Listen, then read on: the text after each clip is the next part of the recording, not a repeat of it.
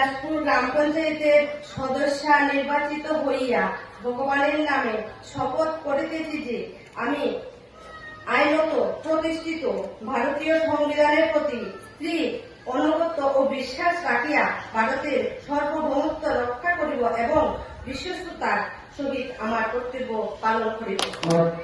বিলাসপুর গ্রাম পঞ্চায়েতের উপপ্রধান নির্বাচিত হইয়া ভগবানের নামে শপথ করিতেছি যে আমি আইনত ভারতীয় সংবিধানের প্রতি স্থির আনুগত্য ও বিশ্বাস রাখিয়া ভারতের সার্বভৌমত্ব রক্ষা করিব এবং বিশ্বস্ততার সহিত আমার কর্তব্য সম্পাদন করিব। নমস্কার। যে কোনো সফলতা পাওয়াটা যতটা সহজ নয়, এই সফলতাটাকে ধরে রাখাটা কিন্তু তার থেকে বেশি কঠিন কাজ। এখানে যে বা যারা জনপ্রতিনিধি হয়েছেন এরা প্রত্যেকে কিন্তু রাজনৈতিক ময়দানে জনপ্রতিনিধি হিসাবে এখন পর্যন্ত নিষ্পাপ।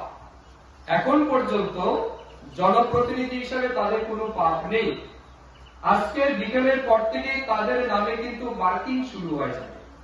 গ্রামের মানুষ মার্ক দেওয়া স্টার্ট করবে, আরে এ তো দেখি এইভাবে চলে, এ তো দেখি এইভাবে যায়, তার চালচলন তো এটা, কারণ ভালো, কারণ খারাপ, এইভাবে অর্থাৎ মানুষ কমেন্ট করবে। অর্থাৎ আজকের পর থেকে আপনারা ব্যক্তি জীবনে যেভাবে চলেছেন এটাকে সংযত করে সামাজিক জীবন আজকে থেকে আপনাদের শুরু হয়ে যাচ্ছে। এই যে সামাজিক জীবন শুরু হচ্ছে, সমাজ আপনাকে প্রত্যেক দিন সিসিটিভি ক্যামেরার মতো আপনার উপর নজর রাখে। আপনি কোথায় গেলেন, কি করলেন, কার বাড়িতে গেলেন, কি খেলেন, কার সাথে বন্ধুত্ব রাখছেন, কার সাথে কি করছেন, entire matter has been detected by the society and the people of our panchayat. অর্থাৎ প্রত্যেকটা মানুষের তারা কিন্তু এটা নির্বাচন করবে, এটাকে কিন্তু পর্যালোচনা করবে।